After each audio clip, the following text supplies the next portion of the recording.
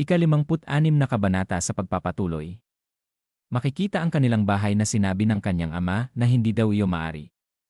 At sino daw na naman ang batang ito? Na sinabi naman ng kanyang ina na bakit daw siya patuloy na nagdadala ng mga bagong tao, wumuon. Natumugon ang ating bida na ama, ina. Siya daw ay. Na hindi na dinetalye ang kwento. At pagkatapos ay nakatingin sila sa babae na sinabi ng kanyang ina na hindi ako makapaniwala na nangyari ang ganoong bagay. Na naiinis naman sinabi ng kanyang ama na isang pamilihan ng alipin. Mga isinumpang walang hiya. Natumingin ang kanyang mga magulang sa kanya habang sinasabi niya na oo, at mayroon pa akong isang agarang bagay na kailangang asikasuhin ngayon. Kaya, ina, ama, pakibantayan siya para sa akin. Na napasabi ang kanyang ama na ano. Kahit nga daw siya ay nahihirapan sa kanya. Na nasinabi ng kanyang ina na sige. Gawin mo ang kailangan mo at bumalik agad. Na napasabi ang kanyang ama na mahal. Na nakangiting sinabi ng ating bida na oo, nanay. Salamat. Makikita ang gusali kung nasaan si Blade Emperor Abode. Na sinabi ng ating bida na nandito ako dahil may sasabihin ako sa iyo. Natumugon ito at sinabi sa kanya ano ba naman to? Kakakatulog ko lang. Dagdag pa niya na kung wala namang kabuluhan ang sasabihin mo, tandaan mong pagbabayarin kita. Natumugon ang ating bida at sinabi na kinamumuhian mo ang sistema ng pagkaalipin. Tama. At pagkatapos ay sinabi niya sa kanyang sarili na ang patuloy na apela ng Blade Emperor sa emperador na alisin ang sistema ng pagkaalipin ay isang katotohanang kilala ng lahat. At sinabi sa kanya ni Emperor Blade na ano daw ang gusto niyang sabihin. Na makikita ang muka ng ating bida na sinabi niya na kakadiscover ko lang ng isang ilegal na pamilihan ng pagkaalipin na pinapatakbo sa halbi. Na napatingin sa kanya ng seryoso si Blade Emperor. Na biglang sumigaw ito habang makikita ang gusali na lintik na yan. Tara na. At pagkatapos ay pumunta muna siya sa Halby Forts Government Office. Na pinahinto sila ng gwardiya at sinabi na sino daw sila. At saan ka nagmula? Nahinawi niya ito ng isang kamay at napasabi na umalis daw siya sa dadaanan niya at siya daw ay si Blade Emperor. Dagdag pa niyang sinabi na nasaan ang may-ari. Nasaan ang may-ari ng halbi? Na biglang lumabas ito at itinuro si Blade Emperor na ang lakas daw ng loob niya. At paano mo nagawang pumunta rito ng ganito? Dagdag pa niya na kunin daw ang baliw na yan at bigyan daw siya ng isang. Na hindi na naituloy ang pagsasalita nang makita niya si Blade Emperor na ikinaputla niya sa gulat. Na napasabi sa kanyang sarili na siya daw pala ay si Blade Emperor. At pagkatapos ay sinabi sa kwento na makikita si Blade Emperor na ibinigay sa kanya ang Celestial Sword that rules all ng yumaong hari. At nabasag ang espada habang lumalaban sa kasamaan, noong tinawag siyang Destroyer of Evil, nag-enlist siya sa hukbo at nagtrabaho sa Royal Guard hanggang sa siya'y umatras. Na nagulat ang owner ng halbi na si John Piong na sinabi pa sa kwento na hindi siya kasali sa anumang Royal Guard o Police Bureau. Siya ay nagtatrabaho ng nag-iisa at nasa ilalim ng utos ng emperador. Na biglang lumuhod ito at sinabi na pasensya na.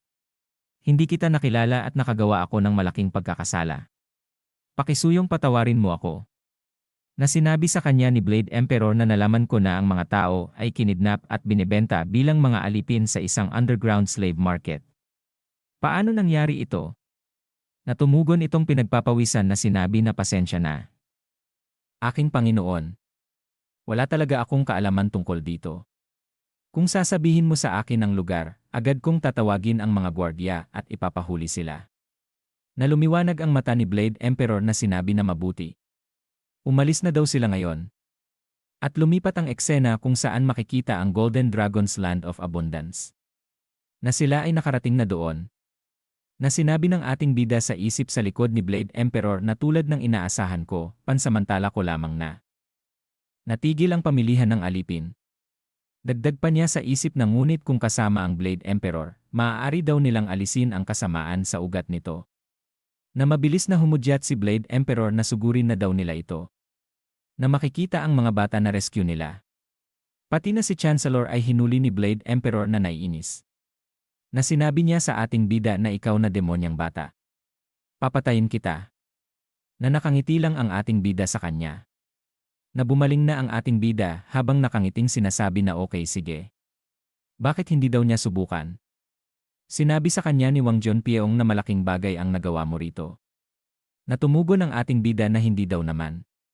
Nakatingin ito sa kanya na sinasabi sa kanyang sarili na sinabi ko yan para marinig ng Blade Emperor ang papuri ko sa taong ito. Malinaw na siya ay isang tao na pinagkakatiwalaan ng Blade Emperor. Dapat akong magmukhang mabuti sa harap niya. Na sinabi pa nito na ang mga taong nahuli natin ngayon ay nagpapatakbo ng isang pamilihan ng alipin sa malaking sukat. Bukod pa rito, nakakita rin tayo ng ibang mga opisyal ng gobyerno na sangkot dito.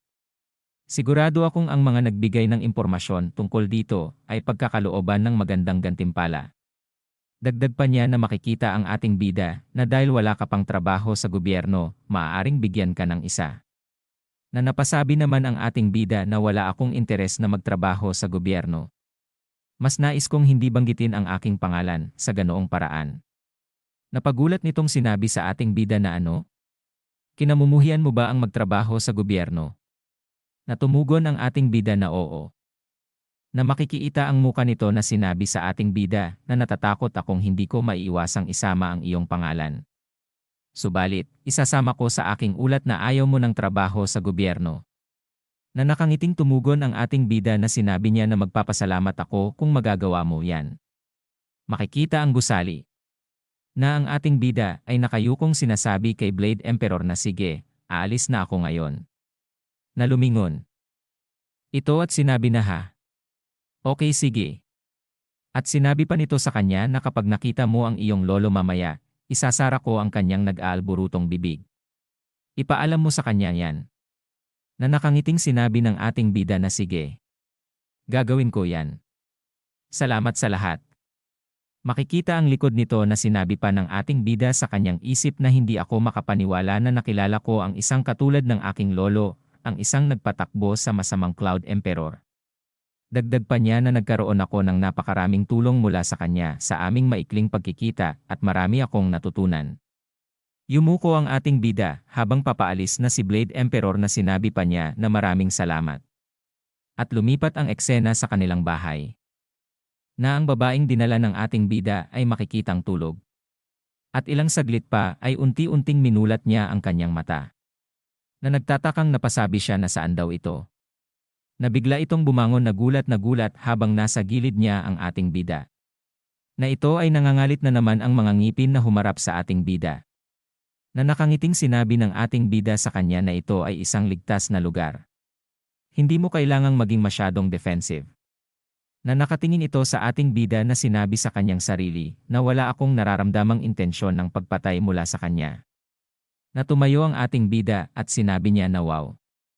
Ang iyong mga katangian ay talagang maliwanag at maganda. Na ito ay nagpalinga-linga sa kanyang paligid. At tinanong ang ating bida na sinabi niya na ikaw. Sino daw siya? At ano daw ang kanyang balak gawin? Natumugon ang ating bida sa kanya. At sinabi na ako ang nagligtas sa iyo mula sa underground na pamilihan ng alipin. Ikaw ay nasa isang trauma, kaya't dinala ka namin pabalik. At mayroon ka pang mga internal na pinsala, kaya't dinala kita sa aking bahay.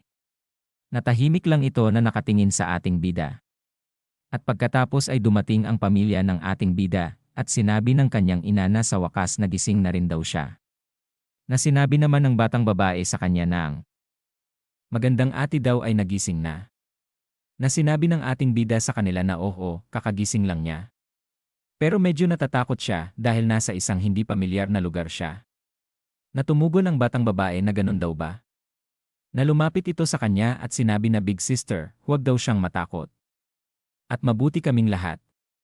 Nakatanggap ako ng maraming tulong mula sa mga tao dito. Na nakatingin lang ito sa kanya at walang masabi. Makikita silang tatlo na napasabi ang kanyang ina na pwede kang manatili dito hanggang sa gumaling ka mula sa iyong mga internal na pinsala. At makisama ka sa amin ng ilang panahon. Na tinanong ng ating bida siya na kung ano daw ba ang pangalan niya. Na sumagot ito na sinabi na pangalan. Mara daw ang kanyang pangalan. Na inabutang ng damit ng kanyang ina si Mara at sinabi sa kanya na kung kaya ang pangalan mo ay Mara. Sige, Wumun. Dalhin si Mara sa walang laman na kwarto sa likod. Na sinabi pa niya na maaari siyang manatili doon. At pwede mo ring isuot ito dahil sira ang mga damit mo ngayon. Na nagulat naman si Daeyong na sinabi na ano. Ito ang mga damit na binili ko para sa'yo noong kami bagong kasal. Itinatago daw pala niya mga ito. Natumugon si Jinjin na siyempre. Ito daw ang unang regalo niya sa kanya pagkatapos ng ating kasal. Na napayakap naman ito kay Jinjin at sinabi na naantig daw siya, mahal. Na umalis na silang dalawa na may kakaibang muka na sinabi ng ating bida na Mara. Dadalhin kita sa iyong kwarto. Sumunod ka sa akin. Makikita ang dingding at mga pintuan ng kawarto. Na sinabi ng ating bida kay Mara na ayaw mong malaman ang pangalan ko. Hindi ka ba naku-curious? Natumingin lang ito sa kanya at sinabi lang ang isang salita na oo, na napasabi ang ating bida na mahirap makipag-usap sa kanya. Na makikita naman si Mara na nakatingin sa kanya na sinabi pa na hindi ito magiging madali mula dito. At dito na po nagtatapos ang ika-56 na kabanata.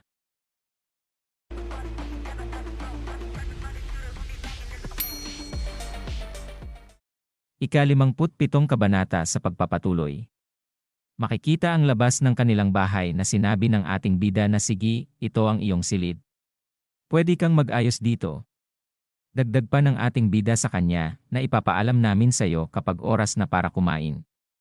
Nandoon sa kaliwa ang banyo at kung gusto mong mag-ehersisyo, sabihin mo lang. Nabiglang naghubad ito na ikinamula ng muka ng ating bida na bumaling ng tingin at sinabi niya na ano daw ang ginagawa niya. At nang naisuot na niya ito ay napasabi ito na ang mga damit. Puti sila.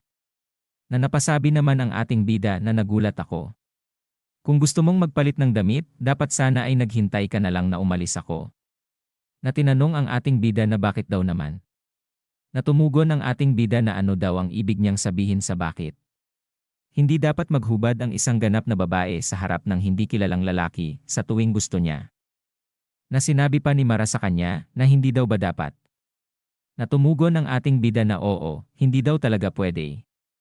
Na sinabi sa kanya ni Mara na tumingin sa gilid na sige. Mag-iingat na ako mula ngayon. Na napahinga naman ang ating bida ng malalim at sinabi na anong klaseng kapaligiran ang kinagisnan mo. At bagay sa iyo ang damit na hindi ko inasahan. Na sinabi sa kanya ni Mara na hindi daw komportabli ang damit. Dahil nililimitahan daw ang mga kilos niya. Habang nakatingin ang ating bida sa kanya, ay sinabi pa niya sa kanyang sarili na ang nakamamatay na enerhiya mula kanina.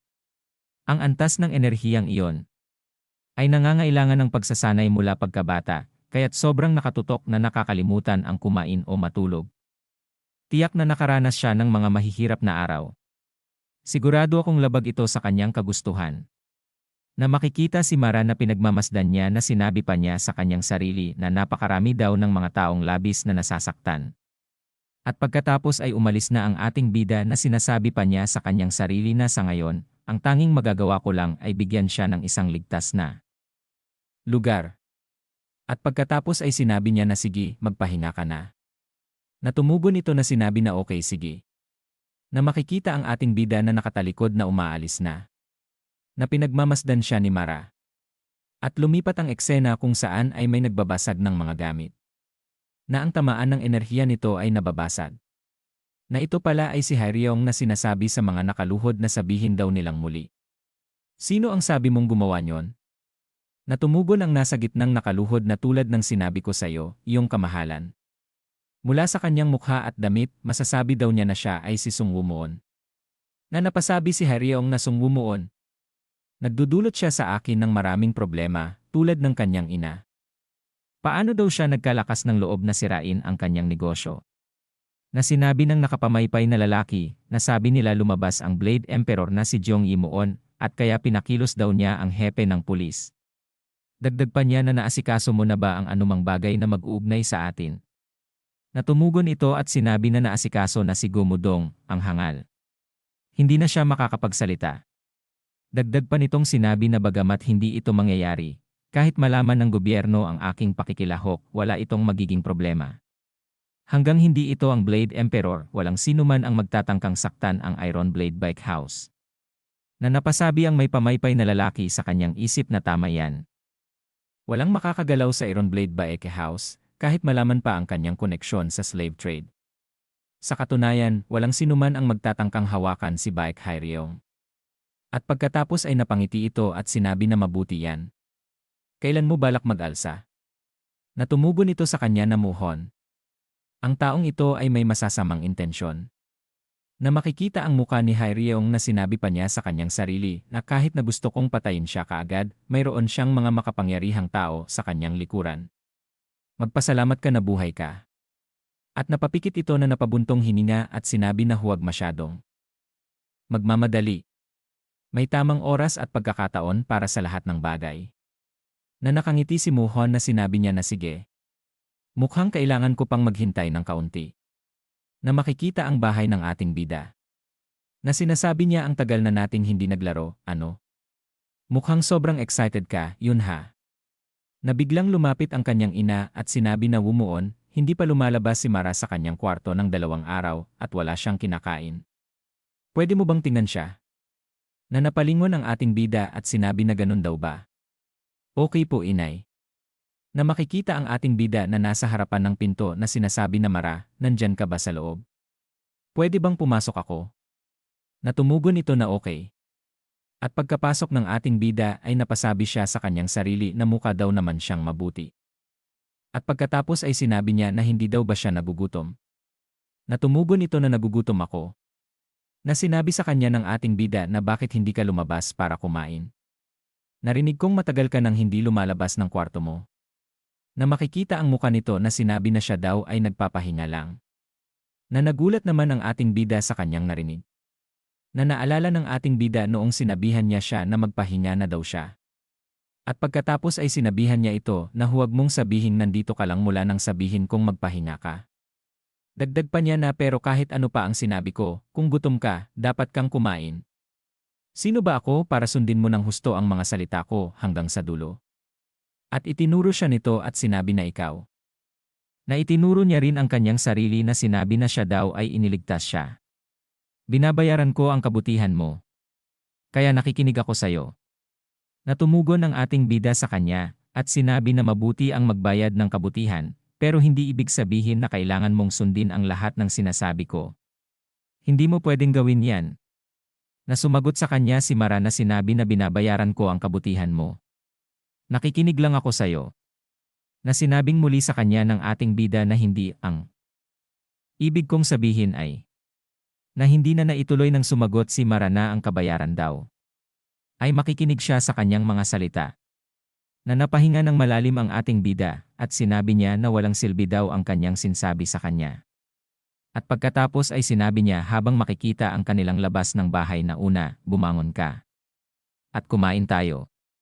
Sigurado akong nagugutom ka. Natumugon ito na okay.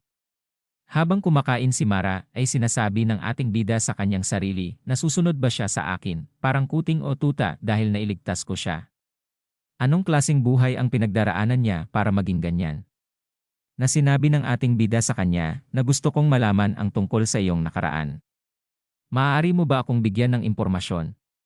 Habang kumakain si Mara ay sinabi niya na ang aking ama ang pinuno ng pangkat ng mga invisible assassin. Lumaki ako na nag-aaral ng mga sining ng pagpatay mula sa kanya. At pagkatapos ay tumigil ito at nagpatuloy kumain. Na naghihintay ng kasunod ang ating bida. At tinanong na niya ito nang hindi pa rin nagsasalita na yon na daw ba yon. Natumugon ito na na nakatingin ang ating bida sa kanya habang sinasabi sa kanyang isip na ang dahilan kung bakit naging napakamasunurin ni Mara ay dahil sa tanging pagtuturo sa kanya ng mga sining ng pagpatay ng kanyang ama. Makikita si Mara na sinabi sa kwento na tama si Sung Wumuon sa kanyang hinuha. Hindi kailanman pinayagan ni Mara ang kanyang ama na kumilos ng mag-isa, tinitiyak niyang palagi siyang sumusunod sa kanyang mga nais. Ang unang misyon ni Mara bilang isang mamamatay tao ay nang siya ay 12 pa lamang. Sa edad na yon, ang kanyang mga kakayahan ay maihahambing sa isang unang ranggo na mamamatay tao. At nang siya ay mag-66 na taong gulang, naging isa siya sa mga espesyal na ranggo ng assassin.